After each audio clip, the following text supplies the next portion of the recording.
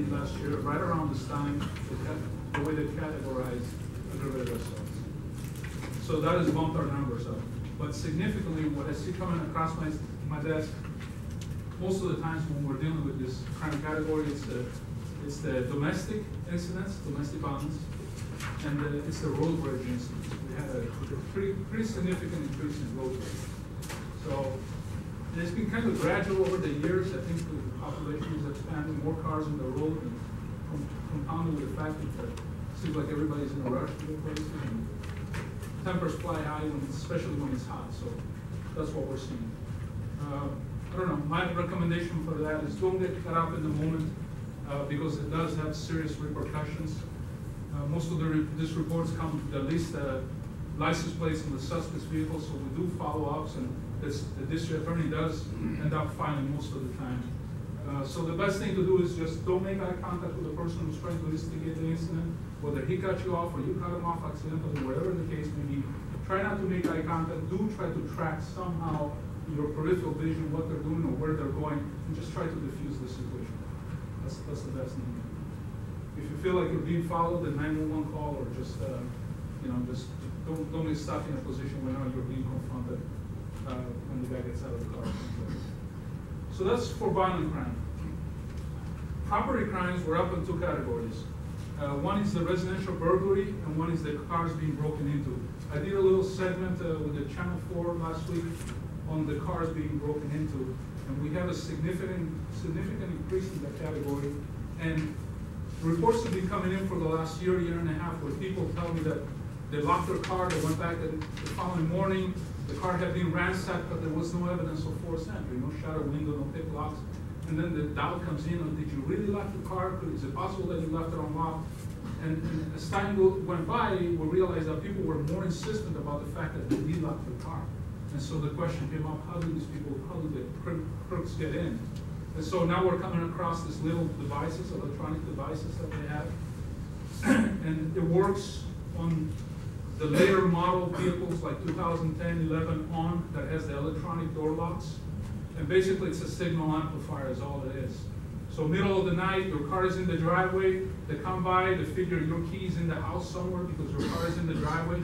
They hit the signal amplifier where your car communicates to your key that somebody wants entry, your key responds, yeah, I'm here, I'm close by, and then they go for the door handle in the car.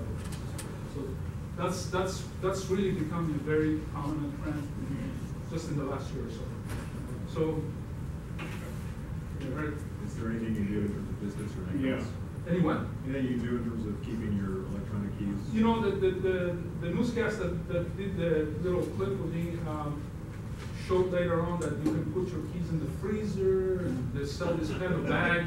I don't know if I'm not going to suggest that. The thing that we do put out is, we used to say if you hide your valuables, they're not in plain sight, you're good, for the most part, forget it. Just don't leave anything. Don't leave it. Just don't leave anything. Unfortunately, we have to fall back on that. Have anybody from the department contacted the automakers and let them be aware of this problem with their? Oh, absolutely. The question is, are we in touch with the automakers? Yeah, this is obviously the command level staff. It's not just a problem in our city, in our state, it's nationwide, it's really worldwide. So the Association of Chief of Police obviously communicates that to the manufacturer. Eventually there'll be a remedy coming down the line, but for now, just be aware. Okay, and then Prop 47. We're really having a tough time with that. You're aware of that, where the possession of the heavy drugs, methamphetamines, heroin, used to be a felony. Those were the guys burglarizing the homes. We wouldn't catch them in the act all the time, but when you catch them on the street with some heavy-duty dope on them like that, and they go away on a felony. Well, that's been dropped to a misdemeanor, so we're seeing the turnaround, and it's just, we got our hands full with that. So, altogether, up until now, I don't see Proposition 47, quite frankly, as a good thing.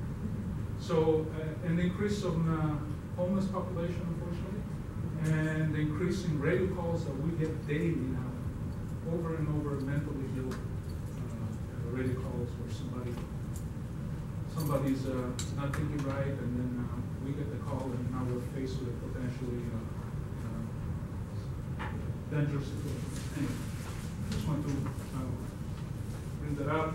I left some flyers outside. We have a new roster for the senior league office So the names would correspond to basic cars. We have new phone numbers and stuff, so please be sure you pick one up, or you can get a hold of us.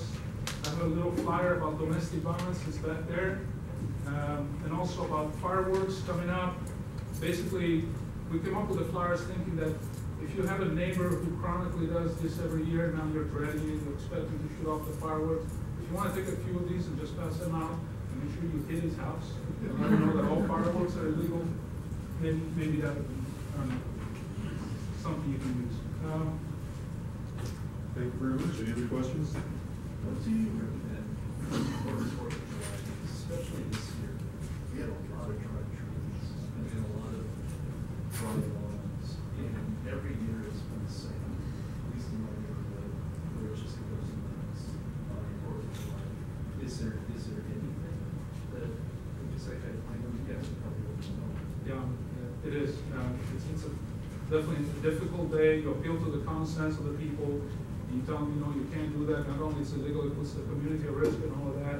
And then if they still shoot it off, their only fallback is, put it through our dispatch, let us come out. We're busy, but these calls need to be handled, so just make the call. Thank you very much. Appreciate it. No. There's two, Maria was first. Okay, thanks.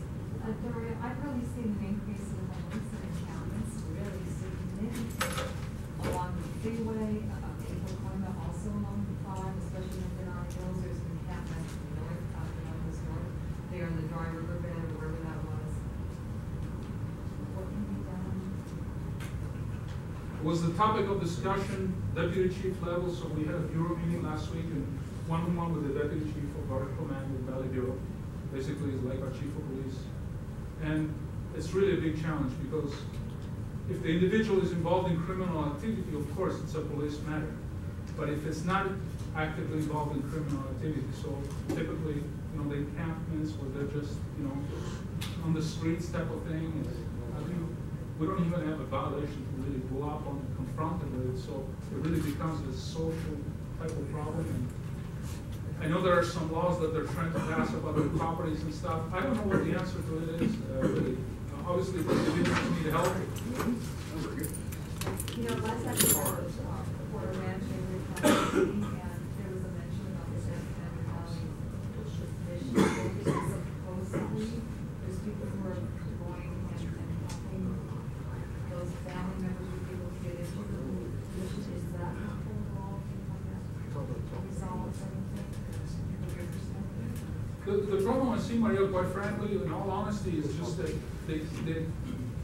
the large increase and so quickly that our homeless population is.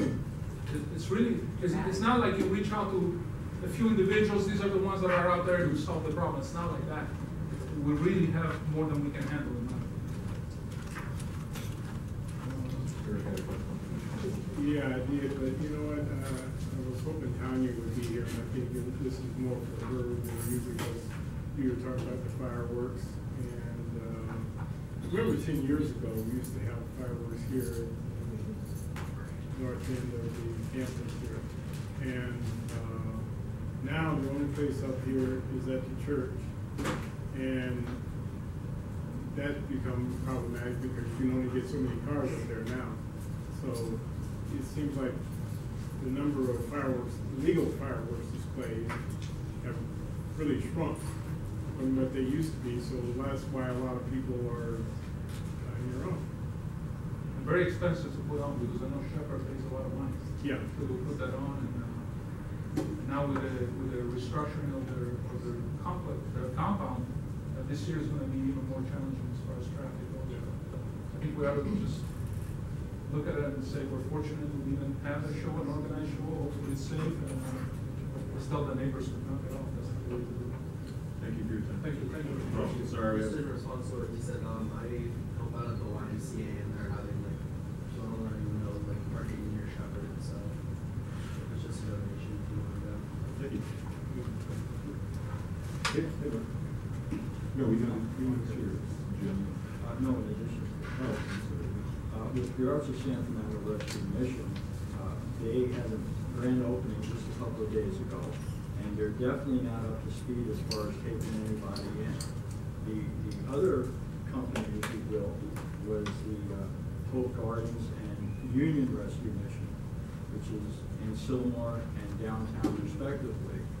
And they are very slow in getting, acquiring people who really need their help, up to a month that I know of. Public information. Good. I was just going on Well, that particular topic. It's not even agenda. Oh, okay. Thank you.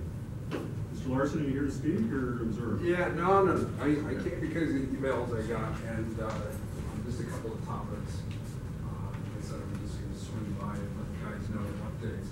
If you could just introduce yourself. All right, I've been here before. I'm with the city attorney's office. I'm a city prosecutor, and I handle group homes, sober livings, drug houses, all these kind of places where there's too many people doing illegal activity and cause crime, that kind of stuff. So the first one that I was going to talk about, that I was asked about, the update is to the Children Are Our Future.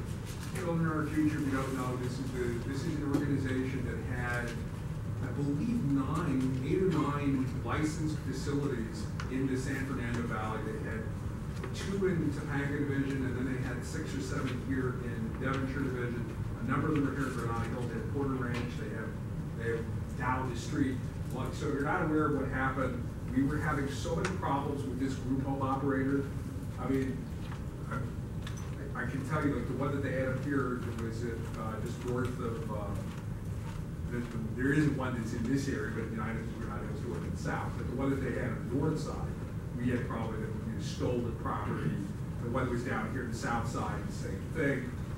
We had at Northridge at their place, some of the kids were throwing bricks in oncoming traffic. So all of this going on for as long as it did, finally they lost their license. And they were all closed and shut down. That's, I think, the last, I think I said that here, maybe I didn't, but like the problem now is there's other people that are interested in reopening the homes. And we have a couple of operators that have expressed an interest in doing so. There's one guy right now who I frankly have had some issues with before, who has expressed an interest in opening 1 or 2 of their group homes, including one of the ones up here and another one over in Topanga. So the state notified me the other day that he has a license application pending, and that will be up to the state to grant him a license. The problem practically is that if the new operator meets the requirements, it's very, very difficult to stop a new operator from coming in. So if he does reopen, it's going to be very, very difficult to say, hey, we had all these problems in the past. Email I got from here saying, based on the trouble, we stopped the new licensee from coming in. Probably not. To be honest with you, probably not. Even the guys from the southern, I believe, I don't want to mispronounce the name of the operator.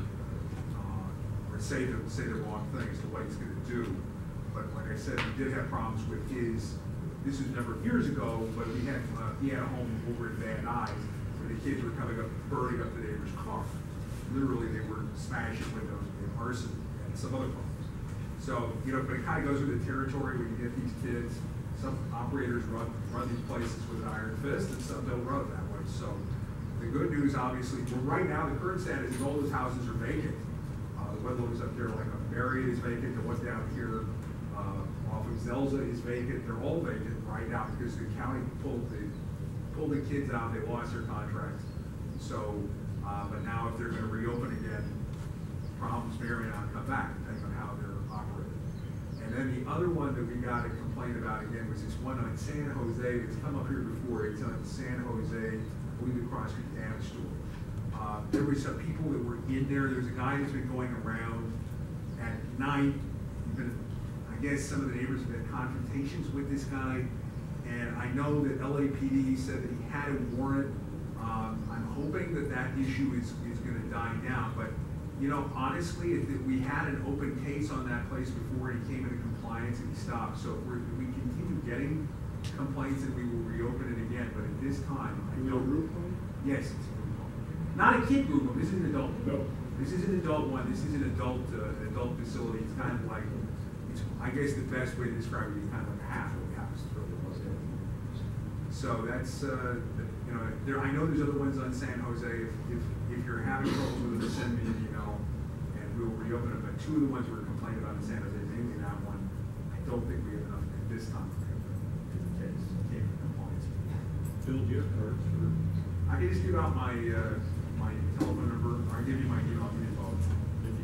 My telephone number is 213-393-5561, and my email address is william.larson, spelled Larsen, @lacity.org. Good. All right. Oh, go ahead. Yeah, I have a question. Bill, as a condition of state licensure, does the operator have to be vetted as far as criminal background is concerned? Yeah, you know what, they're gonna look at him, but the guy who's interested in taking it over, he already has, he's got a bunch of other group homes, he's already, he's kid group homes, he's got, I think about 7 or 8 of them already. And he's got some in Reseda, he's got still the one that's over in Van Nuys, so with him, it's, I don't wanna say it's a formality, but it would be very difficult to, you know, because the people that are interested in taking these over these are not completely new people. These are people that are already operating out of these homes and they want to take over new homes. So as a practical matter, they will probably meet the criteria. Yes, they do look at them for stuff if there are problems, but like with this guy, his last problem with us was almost 4 years ago, and they're going to say, well, we haven't had a problem with the citizen, which is true. He has these other homes and I haven't had a problem with him for 4 years, although the one that he had was so bad, it was the worst one I've seen. Compared to even these ones up here, that one was worse, the one that he had bad eyes. And then it only took, because then we had a meeting with him, we threatened to shut it down completely because he was gonna lose his lease, the house he was at in Van Nuys. And then all of a sudden, he fired some of the staff people, then they got, you know, this crime in the neighborhood when the kids were breaking into vacant houses and vandalizing the neighbors' places. So after we read the riot act, then it stopped. And they transferred some kids around, you know, they have other homes, and they take some kids and put them in a different home. And so, you know, but that was 4 years ago. As far as the state goes, I already spoke with the state licensing guy. This operator, it's not gonna be, it's practically impossible to stop this particular operator from taking over some of the homes. But the state did tell us that because he had 8 of them, they're not gonna allow one operator to take over all 8. They're gonna have 3 or 4 different operators taking over these homes if in fact they are good. So you're going to get different results with different operators. Is the existence of a licensed group home permissible in the new community plan? It doesn't really matter whether it's permissible under the community plan, because if they get a state license, they can pretty much do what they want. So would the state listen to concerns of the citizens in the immediate area? Are they supposed to? Yes. The problem is we never know when they're doing it. They just go Now we there. know. Well, yes, we do know with these, that's true. But generally speaking, though, when these places open, people find out about it after the fact, Right. and then all of a sudden, that's when the problems start, and then you already have a license. So, I don't know if that's in the purview of the council or the citizens in the immediate area to take it on their own to, if they choose to, write some letters of concern. you know, the best way to approach this issue is usually going through your state assembly or state senate office, because it's a state license. So the problem what happens here is if everybody's, you know, sending letters from the city, the state agency doesn't really care. I think you'll get a better response going through the state. That's where you have a state, everybody has a state assembly and state senate person. So they could, you know, what I have seen, it's hard to stop it, but sometimes they can get some conditions put on it, maybe, or at least get the red flag up, you know, they at least watch this more carefully, especially if we anticipate problems. Yeah. Where are these children going to be, the ones that were in closed homes? They've already been relocated into other licensed facilities in the county. So other, you know, as beds open up, they place them in other places, but now, if they reopen, it doesn't mean you're gonna have all the same kids coming back. It'll just be, depending on who needs to be placed, it could be new kids coming out. Remember, all of these places had dual sources. You had some coming from county probation, which are the kids coming out of like the juvenile camps, like the one up there in Magura. A lot of them coming from that particular one. And then you have the other ones that are coming out of the dependency court system, which are, you know, basically kids where their parents were, let's say, drug addicts, and then they lose custody, and then they go into these homes. So that's the two sorts. These are both. All of these were getting kids from both places. Okay. Thank you very much for coming out. Yeah. Appreciate it. Okay.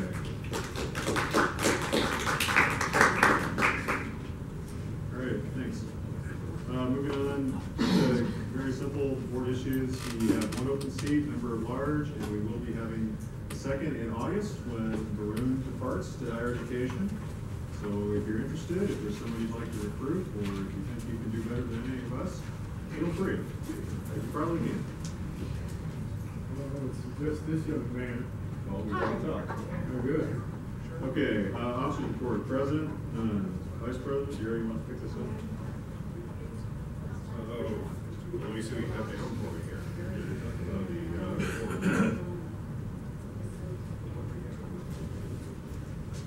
Okay, that was, I think that's actually from Brandon. So, we'll, on the extra, the new budget. That's the extra 5,000. Oh, well, they already passed. Okay, well, that's good, good. It just passed Let me yesterday. defer to Brandon. Well, it passed, so. Yeah, we don't have to, was this to file it? Yeah. Okay, so going to the treasurer report. You're up. So the May and June, well, May, there was, like I mentioned last meeting, there wasn't any activity.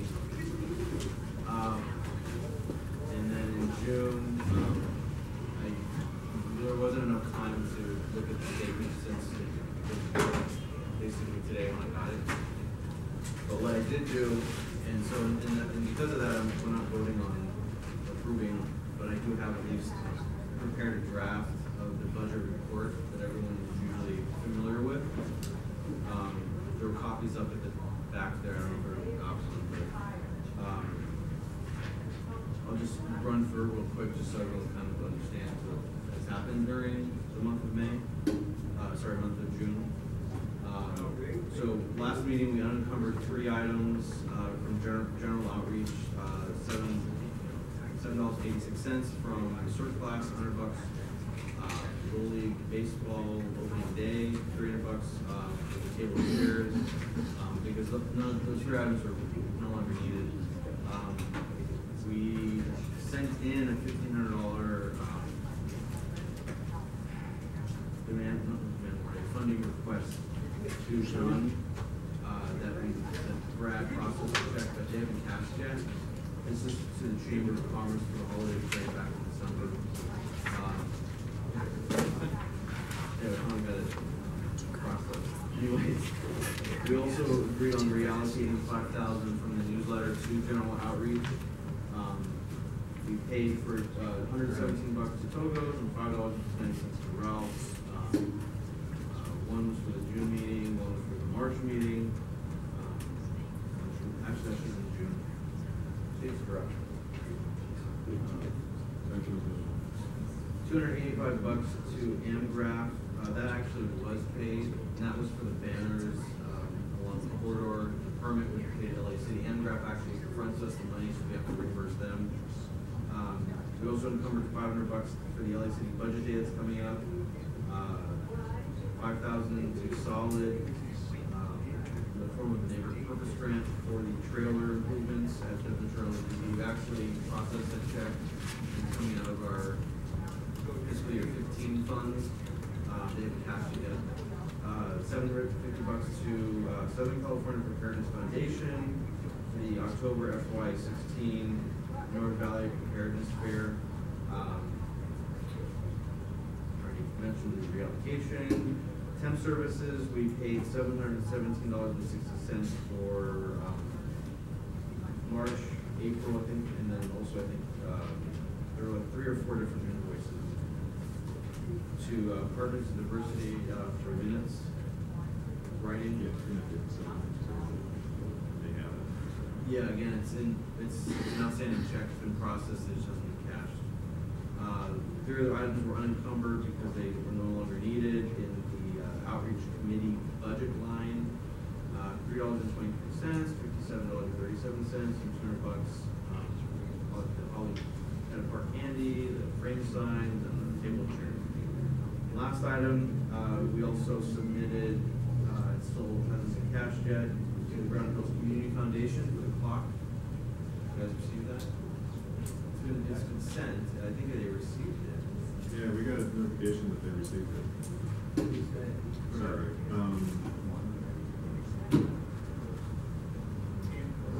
It was a woman. I can't remember. Yeah, it was actually. Laura. Laura. Did you write my text mail? No, it's the city check. It comes from Union Bank. But generally, you know, it's in her possession, so. Okay. Anyway, these items are going to come out of our FY fiscal year 15 budget. I think you mean business improvement district. No. It was written, no, it was written to the Granada Hills Community Foundation because they are applying with this. Yeah, they were running it through the community. But yes, then we'll ultimately use it with the guidance. Anyway, so at the end of the day, we still have about 7,000. You can see above in encumbrances. Varies candidate forum to, I think we can actually get rid of that. Citrus Sunday, I think we can get rid of that. And I'll make these, and we're going to actually make the motion next meeting to unencumber those because we didn't have any cost for those items. The $500 for the business cards, I think we actually did get a bill or an invoice from the city, so that will be taken out. Budget day, I mentioned that, the other items. And there's $133.87 for the spray net. Did you make a check for that? Yes. Okay, so that actually will be, that'll be reduced. At the end of the day, there's $179.27 left. That's pretty good. That's awesome. That's awesome. Anyway, thanks for everybody's help. And so there's not going to be, like I said, there isn't going to be a vote on this. This is just for informational purposes. The next item. I'm done with that. Okay. All right. Yeah. Okay. Thank you. Appreciate that. I just want to say that we got through and, you know, out of $37,000, we ended up spending all the less than $200 in our community on things that we care about. I think it's really good. So, well done, everybody. It's making that happen. Okay. Did you want to speak something else? Yeah. Okay. So I'm throwing this back to Mr. Askew, his request as Vice President. Just want to bring up an issue that came to my attention at the last board meeting. And you all know that we're subject to open meeting laws, and it's very important that we conduct all of our business out in front of everybody. I was told that Mr. Guzman was texting board members with instructions on how to, what kind of motions to make, and possibly how to vote. So I just want to let everybody know, if you receive a text from any stakeholder like that, I mean, it should be discouraged. One thing that it opens you up to is if there's communication with multiple board members. It could be a serial meeting mediated by an outside source. Your cell phone could end up being something that the county district attorney wants to take a look at. And we don't want that. So any communication outside of open discussion during the meeting is inappropriate. And I just ask for the board members, if it happens, to report it, please report it to the city attorney and to the executive committee, and to the stakeholders, refrain from sending any texts to the board members concerning board business during the meeting. Thank you. That is only relevant, as I understand it, that's only relevant on items that may become agendized or are agendized. On items that are not intending to be agendized and are not already agendized, you can have cross discussions. It's like if I email Richard about, hey, let's play golf, and he emailed me back.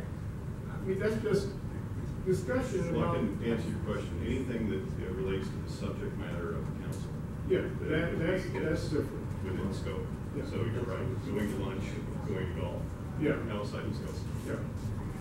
Thank you. Thank you both. Okay, number 8, committee reports. And sorry, I just did this alphabetically this month. Tawny? Oh, okay. I don't think there is anything, but I do know that she's planning a meeting, but we'll come back to it. When she gets back. July 14th. And I believe at the law office, but. Okay. All right. Brandon, anything, budget item? Okay. So I also drafted a proposed budget. This is based on how we kind of stand from this last year, fiscal 2015 year. This is not, I mean, this is what we need to submit to have the funds available in addition to a few other items, but at least this gives us kind of a springboard into the next, to this current, I would say next year, we're actually in this current year right now, 2016. So what you see here, and there's copies in the back, but there's what you see here. I'll run it down real quick. So this is based on the $37,000 that we originally were allowed. This does not include the additional $5,000 that we are now allowed. So that will be included, and I'll make a recommendation where that should go. But I'll make a motion. I'm gonna read it down. That way, I need a second because it's not from committee. And then we can have board discussion. Or actually, should I have public comment first? Before making this motion? Yes. So I'll just run it down and then I will repeat it. Before I repeat it, I'll ask for public comment. Accounting services, $3,000. Facilities related and space rental, $2,000. Committee budgets, miscellaneous, it's under that code MIS. It's really for outreach, it's $1,000. General outreach is $11,000. Newsletter, $5,000. Website maintenance, enhancement creation, $3,000. Deals with GoDaddy. Meeting expenses, $1,000. Go down further down, neighborhood purpose grants, $11,000. So what we typically have done in the past is take the majority of our budget and evenly distribute it or allocate it between general outreach and neighborhood purpose grants, independent of the $5,000 for newsletter. So what I want to make as a change would be to add 5,000 divided by 2 is 2,500. To general outreach, my recommendation is to make that 13,500, as well as a neighborhood purpose grant, 13,500. So the grand total will be 42,000 for 2016. Do I have any public, is there any public comment? Yes. I have a question. I don't know if this is the right place. Was it for any money allocated to save the deodar trees on White Oak? That would be a neighborhood purpose grant that would be considered next What would year. it be? It would be potentially a neighborhood purpose grant that we can consider in the upcoming fiscal year. This is just our a budget. These aren't allotments. We're not giving money to anyone. It's just how we would lay out How the you're gonna 42 grand. distribute? Yeah, it's just, essentially it's administrative. Not to organizations, but to our budgets. Like I mentioned, outreach, accounting.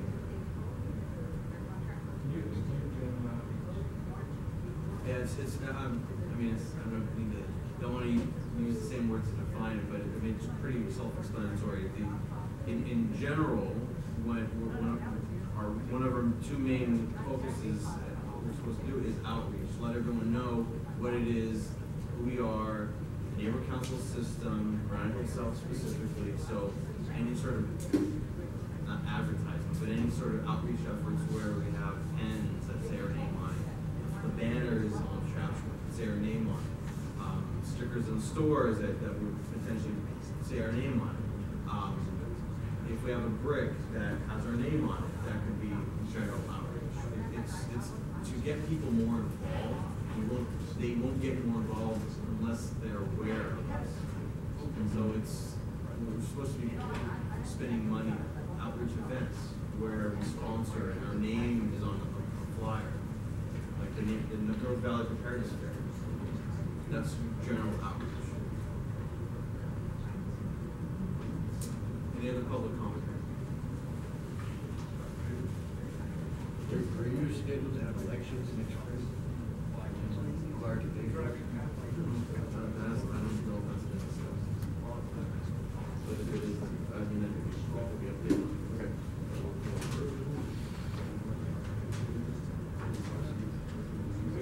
general question and maybe a thought on the general purpose grants. When the council gives money away, do we expect the receiving party to come back and report back what they've done with the money and what they've accomplished? Yes. Is that standard SOP Yes. for this group? Yes. Is it being exercised?